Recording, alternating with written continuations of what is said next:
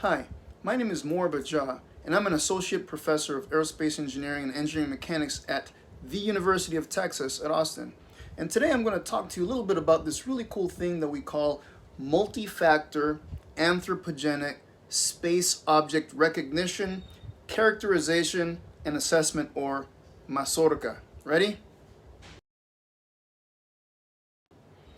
So there's this thing that we call space situational awareness, and basically it's decision-making science for stuff in space. If you want to make a decision about stuff in space, that knowledge in order to make that decision, I'm just going to call that space situational awareness. And so it starts off with a very dynamic environment. The sun is doing stuff, the earth is doing stuff, lots of things in orbit are doing things to each other, with each other, kind of thing. And so that's kind of the noise floor. What is Mother Nature doing in general? And then put one of these anthropogenic space objects in that environment: gravitational, radiative, particulates, electromagnetic. And how does that anthropogenic space object behave in that environment? That's really critical to know. But then, out of all the stuff that we're tracking, there's a subset of things that people are just kind of joysticking around. And so how are those things behaving? And some things are hazards, and hazards are things that have the opportunity and capability to cause the loss, degradation, disruption of space services and activities. And then a threat is something that has intent, opportunity, and capability to cause harm, that loss, disruption, or degradation. So we have to be able to know how to separate, how to disambiguate those from each other. All right, so one of the things that people, at least in the U.S. Department of Defense, are familiar with is this thing called the OODA Loop. OODA Loop is observe, orient, decide, and act. These are just kind of activities that people have to do in order to kind of close the loop or come full circle on going from observing stuff to being able to understand and interpret what it is that you're observing, to use that for decision making, and then doing something about it. Okay, so the OODA Loop. And it was developed by this gentleman, last name Boyd, several decades ago. And anyway, that's what we need to think about. Those four kind of things in general. We have observations of stuff in space and in the domain. The observations by themselves, that's not good enough. We have to orient those things. We have to map those into a way that's interpretable, that might have meaning to us. And then once we can do that and extract knowledge from those observations, then we have to make some decisions. And then from those decisions, there's going to be some actions that come as a result. So we have this assumed population of anthropogenic space objects orbiting the Earth. I say assumed because we hypothesize that everything ranging in size from like a speck of paint all the way to the space station probably numbers around 500,000 or more, but we can't track things as small as a speck of paint. We can only track things maybe as small as my iPhone or a softball. And so if you look at those limiting sizes, like the softball all the way up to the space station, from the 500,000 or more, now we're talking about 26,000. Of that, about 96% is garbage, dead stuff, not usable, presumably, and the other stuff is stuff that works, things that provide services and capabilities and that sort of thing. Unfortunately, most of what we launch doesn't come back. And so these things are in specific orbital highways. And so they stay there, for all intents and purposes, forever. And the population is growing. And it's growing by quite a bit because there's this new space race and more people are launching stuff in space. And so most things don't come back, more people are launching. You can see where this is going. Every once in a while things collide with each other, break up into smaller pieces, or sometimes things explode and become smaller pieces.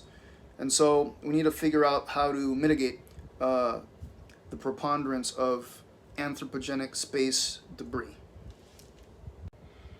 So there's a difference between detecting anthropogenic space objects and tracking these things. And I think detecting kind of, let's say, you know, is just being able to observe something. But the tracking is not only observing the something, but knowing what the something is. Okay, so tracking requires the observing and the identifying of the object, and it could be a very big difference. And so in this slide you see a bunch of detections from this telescope called the Space Surveillance Telescope, which is now in Australia, and all the dots are detections. The black dots are detections that we believe we know the identity of those objects, and everything else is unidentified orbiting object. So you can see that like half of that stuff is stuff that we have no clue about, and that's not good. So we have an identity crisis to solve in space. So another way to say it is, at 3 different times, if you had a camera that took pictures and you saw a bunch of dots, maybe different numbers of dots, how do you know which dot is the same object from one observation to the next? That's kind of what we're talking about. Ideally, what we'd love to be able to come up with is like a taxonomy or a classification scheme for this population of anthropogenic space objects. The population as a whole is not measurable, and I talked to you a little bit earlier about that. That means that we can't do descriptive inference because we can't measure every single object, so we have to do statistical inference. And we have observations, but we can't observe these things, you know, like high resolution images. We don't actually have images of the size, shape, material properties of all these objects. And we only observe these things indirectly through radars, telescopes, that sort of stuff. So basically it's like starting from the things that we actually do measure. What do those things that we do measure tell us about physical traits of these anthropogenic space objects? Is there a combination of these physical traits that then tells us something about how the thing is being operated, how it works, how it functions, and then can we come up with some sort of like classification scheme, because, you know, a CubeSat's not the same thing as a rocket body and that sort of thing. So in this activity of trying to find a way to classify these objects, we want to start with the kind of gross kinematic characteristics like orbit. Okay, orbits of these objects. We don't just launch these things just willy-nilly anywhere. We have very specific orbital neighborhoods or habitats where we put these objects. And again, most of those things kind of stay there in perpetuity. If they're in low Earth orbit, extremely low Earth orbit, then they'll re-enter months, years, that sort of stuff eventually. If they're in much higher orbits, then that really doesn't happen. And so can we find a space where it's easy to see clusters of these objects in kind of orbital habitats or zip codes? And that's what we're after with some of this work. And so on this plot you should see things in this 3-dimensional Cartesian space, and then there's something called specific orbital angular momentum. It's position crossed with velocity vector for all these objects, and it's, I think there's like 4,000 that we just took from astrograph, and you can kind of see the same dots on both plots. The color represents the inclination. How inclined is the plane of the orbit of that object with respect to the Earth's equator? So 0 degrees inclination is aligned with the Earth's equatorial plane. 90-degree inclination is basically something that's orbiting the poles.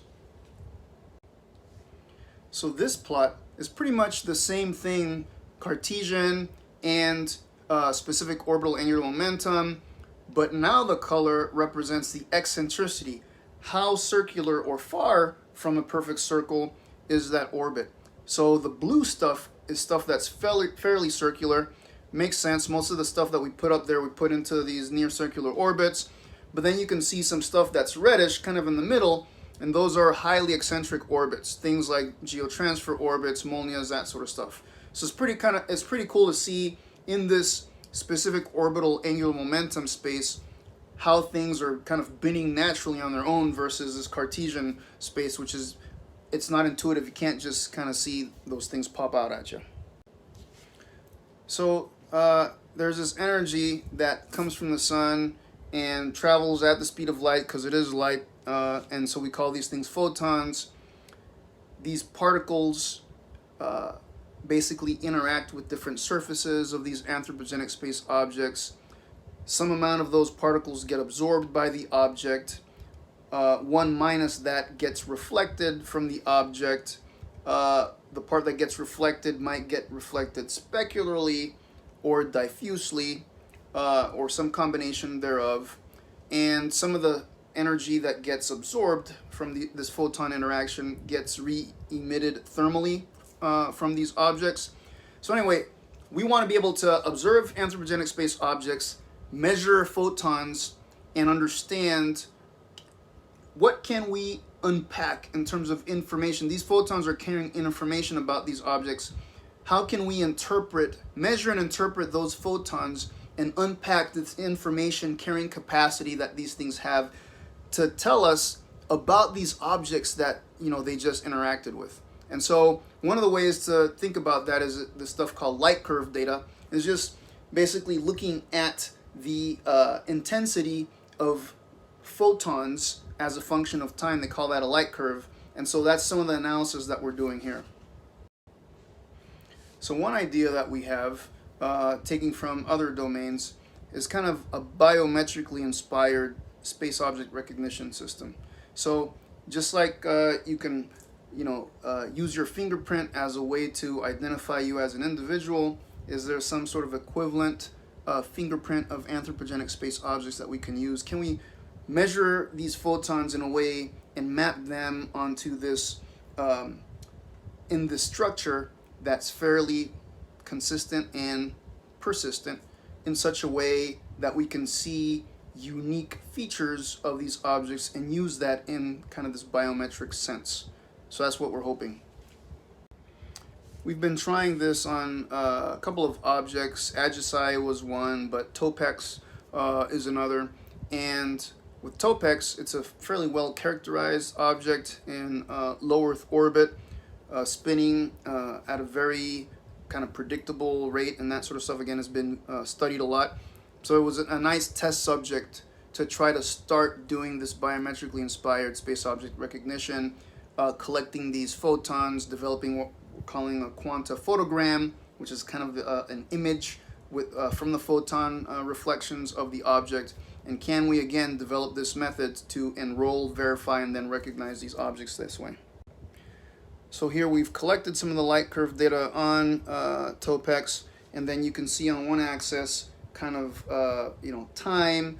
The axis kind of out of the page, out of the plane, is the brightness, and then kind of from 0 to 360 going all the way around the body, understanding that inertial to body orientation throughout the pass, and being able to see, okay, time's on this axis, as the thing's kind of rolling around the body, you can kind of see the signature of these kind of reflected photons as a function of time and as a function of the orientation of the body.